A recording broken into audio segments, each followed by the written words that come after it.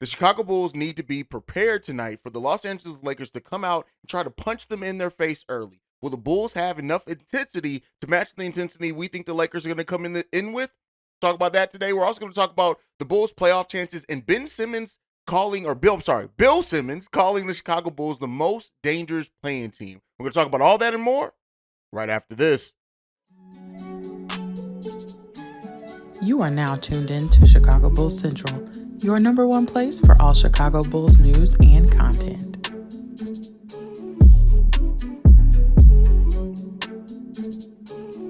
All right, Bulls fans, welcome to another episode of Chicago Bulls Central. Right off the top, if you want to follow me, you can do so at Bulls Central Pod. You can also follow me personally at CEO Haize, at CEO Haize. And the Bulls have another test tonight against the Los Angeles Lakers. And so when you look at this game, I'm expecting this game to kind of start off with the same energy that second Philadelphia 76ers game had. I think the Lakers are going to come out, LeBron, and then if LeBron does play, he's going to come out with a level of intensity to try to, overcome the Bulls and get a revenge game for the victory that we had. And I do think that Pat Bev, with the too small gesture, really did put a target on the Chicago Bulls back, and that's fine, right? Because there's going to be a target on the Bulls back if they make the play and if they make the playoffs, whatever it is. So the Bulls need to be prepared to be the targeted and hunted team, to be the team that people are going to look at like, we got to get you. And so, I look at this game, especially at home, and as an opportunity to fare much better than what they did when the Philadelphia 76ers came in town and dog-walked us on our own court. So the Bulls have to match that intensity. That is the first and foremost thing that the Bulls have to do. They have to not only match the Lakers' intensity, but go above that if they possibly can. This is your home court. Today, we got to come out to defend our court and to show everyone, hey, we're not about to be easy. Things ain't light around here. So, hopefully the Chicago Bulls are prepared to give that. Hopefully they are prepared to come out and just match that intensity. But outside of that, let's talk about the measurable things with the Chicago Bulls on the court, the defense. You need to play good defense. And that is where the Bulls have been most successful since the All-Star break. And even before the All-Star break, when we were improving and had been one of the better defensive teams in the league since December. The Bulls have to continue to play defensively and hang their hats on what they're able to do defensively. DeMar, Zach, Vooch, they're going to get you points, right? We're going to be able to score with most teams. Yes, we need to shoot the ball more efficiently, which I'll talk about here in a minute as well. But the way that and the brand of defense that we play is important for the Bulls to set a tone and to remind everyone of who the hell they are. We are the Chicago Bulls. And that hasn't meant much this season at all. Let's be clear here. Us being the Chicago Bulls ain't meant a goddamn thing for most this season. But as we're finishing the season, as we've been one of the best offensive and defensive teams since the All-Star break, the Bulls have to match that and come in tonight on their home court and pay respect to the fans in attendance. Pay respect to the people that spend their days and nights covering, following, giving love to this team. This is going to be a playoff atmosphere type game. And you're trying to tell us that you're making the play-in tournament, which everything is seemingly lining up for. You have to be able to show up big in games like today. Defense, rebounding, hugely important for the Chicago Bulls. Defense, it tells the story itself. You have to make it difficult for the other team on the offensive side of the ball. And we have to rebound the ball well as a team as well. That gets the Bulls more opportunities. That gets us chances to get out in fast break where we're more dangerous. It gets us the chance to attack the defense before they have a chance to set up. Rebounding and defense goes hand in hand, and we need the Bulls to excel in those areas tonight, as well as shooting efficiently, right? The Bulls, when we are an efficient offense, when we shoot the ball above 50%, as close to 40% from three-point range as we can get, and have about half of our buckets assisted, if not more. 25 to 30 assists is what we need to aim for every single game. When the Bulls do that, we're one of the most dangerous teams in the NBA. Go and check the stats. Our point differential at that point in time becomes more of a point differential of a 50-win team than where we currently sit 3 games below 500. So this Bulls team has to shoot the ball efficiently, play efficient offense overall, limit turnovers, right? Execute, pass the ball, ride the hot hand, all these things, empower the players around you.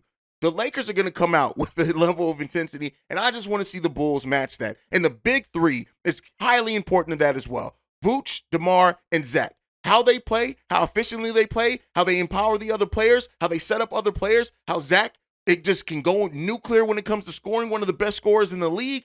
That is what we need from our big three today. And we need Vooch also to attack the middle of that defense if he can and when he can. And hopefully no Tony Brothers means Nikola Vucevic is going to stay on the court for the Chicago Bulls tonight. We need to match the intensity tonight. And I think the Bulls will be up for the test.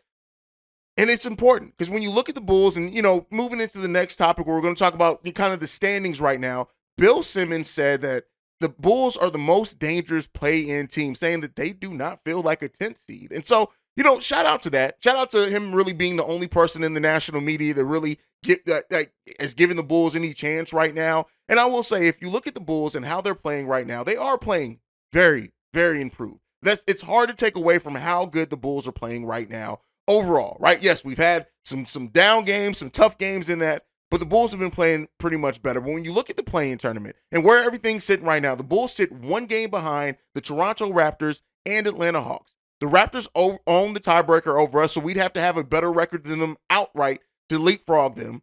We own the tiebreaker as of right now over the Atlanta Hawks, but we do have one game left to play against them, and that's on April 4th. And then the Hawks own the tiebreaker over the Toronto Raptors. And we have that matchup that we have left against the Atlanta Hawks is going to be hugely important for playoff seeding when you look at it. If the Bulls get a win against the Atlanta Hawks, it almost counts as 2 wins against them because they would drop in the standings and we get an additional win over them and we'd own that tiebreaker against them outright.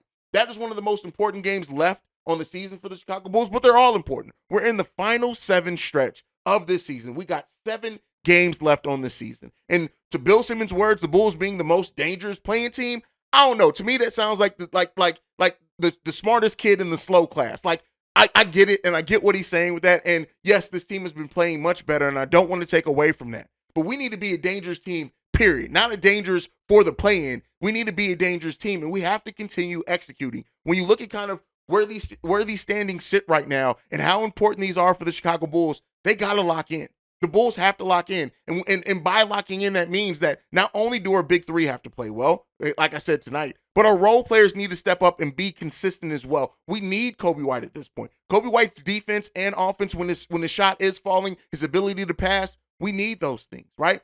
Having a bench that is actually productive and produces, same thing, Haize. But having a bench that does that, having a bench that comes in and actually gives us something, having a bench that comes in and we keep our foot on the other team's throats, and maybe even in some cases we're increasing the lead when the bench comes in. When you look at that bench, getting Alex Caruso healthy is a huge important part of that as well. But Andre Drummond, Caruso, Kobe White, Patrick Williams when he is coming off the bench, whatever him and Caruso's doing out there, and then Javonte Green as well. Right? Getting Javonte Green back healthy, I think, is going to be important for a playoff run. And then Derrick Jones Jr., whose nickname should be Stay Ready, because he's been ready at every aspect for the Chicago Bulls, even when he doesn't play 3 games in a row, but then his number's called upon. And not only is it called upon, but he plays big minutes. He's always been ready and always has given the Bulls something. And that's not something to overlook. Yes, we can absolutely be a dangerous team in the play-in tournament. We can be a dangerous matchup for whoever we face in the first round if we make it out the play-in tournament. But the Bulls have to execute. And my biggest concern in that is head coach Billy Donovan. I've been vocal on that. I don't want to make everything be on Billy Donovan's fault. And of course, things have looked better since we've gotten Pat Beverly in here. And I commend that, right? Pat Bev was the right guy at the right time. He is Mr. Miyagi for the Chicago Bulls. He motivates us, he leads us, and he teaches, right? So shout out to Pat Bev, the Mr. Miyagi for the Chicago Bulls. But when it all comes down to it, right? If we're going to be that dangerous team in the play-in tournament, if we're going to make it an interesting series, because I don't think anybody in their right mind is going to give the Bulls a chance to win a playoff series in round 1 or whatever it is this upcoming season. But the biggest question mark there is, can the Bulls just continue it? Are they going to be coached well enough? Are they going to be prepared enough? Are they going to be able to stand up to the intensity of a playoff series if they do make it to the play-in, right? The X's and O's become even more important when you get into a playoff series. And right now, I don't have much faith in head coach Billy Donovan. And here's the thing that I also say. I don't know if the players have shown the ability to keep up the intensity on a team that has done nothing but focused on you for a week, right?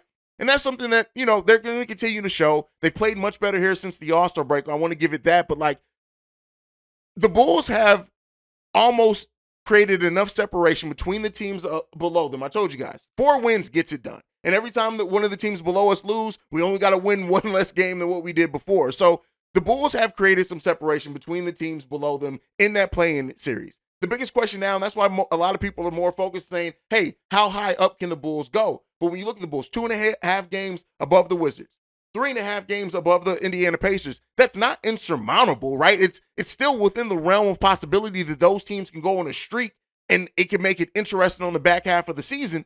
But if we're going to make it to the play-in, the Bulls have to keep responding well. Right now, the Toronto Raptors are on a 3-game winning streak. Right now, the Atlanta Hawks are riding a 1-game winning streak, and they're 5-5 in their last 10. The Bulls are 7-3 in their last 10. We lost 1 game, cool. But for this, if the Bulls are going to make that leap up, they just have to keep winning. That's all it is. That regardless of what any other team does, the thing that you can do to make sure that you get that opportunity at postseason play is just keep winning and play hard, play solid, right? Can the Bulls do it? Yeah, they can. The biggest question is, will they? But shout out to Ben Simmons, or I keep saying Bill Simmons, for calling us the most dangerous playing team. All right, moving into the last topic for today. And this is something that I've been thinking about. And when you look at the offseason that's coming up for the Chicago Bulls, I've said it, no matter what happens this offseason, no matter what happens this postseason, we're in for a retool, at the very least. And is there an outside possibility of a full rebuild? I'll put that at probably about 10%. But it's just not in AK's history typically to be to go full rebuild. But we're definitely in for a retool. And in that retooling, the biggest question that I have, and that may be facing AK and Eversley outside of the Lonzo Ball career-ending injury exception, is do you bet on youth and maybe have another season where it's tough? You don't get a lot of wins, but you own your own first-round pick.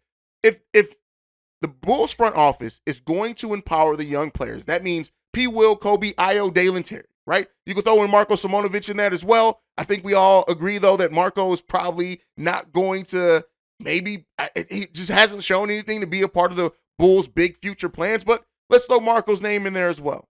Next season would be the season that if you're going to bet on youth, if you're going to just, hey, we're going to put these younger players that we have, we're going to re-sign Kobe, we're going to re-sign Io, probably trade off some vets, we're going to revamp the bench with vets, but we're going to put these 4 key young players in positions to sink or swim. And then whatever the Bulls do, if we have a tough season where it still ends up again in 35 wins, if they excel and then they do grow and then we can then we have another 45 win season, but betting on those young players to do so, you've now increased your future. You've now known what those future assets are going to be. But the reason why I think next season would be the season to do it, if any exists, is that the Bulls do own their own first round pick outright. Meaning that if it is a tough season down the stretch, we're not going to be having to ask the question, well, should the Bulls do this? Could the Bulls potentially keep their pick? No, we own our own pick outright. So if the Bulls are going to bet on youth, and keep in mind, by bet on youth, I don't mean that bet on youth necessarily means losing. It just means putting these players in a situation to sink or swim and to see what you really have in them. Now, 2 of those players will be all fresh contracts, but then you have to extend P. Will, right?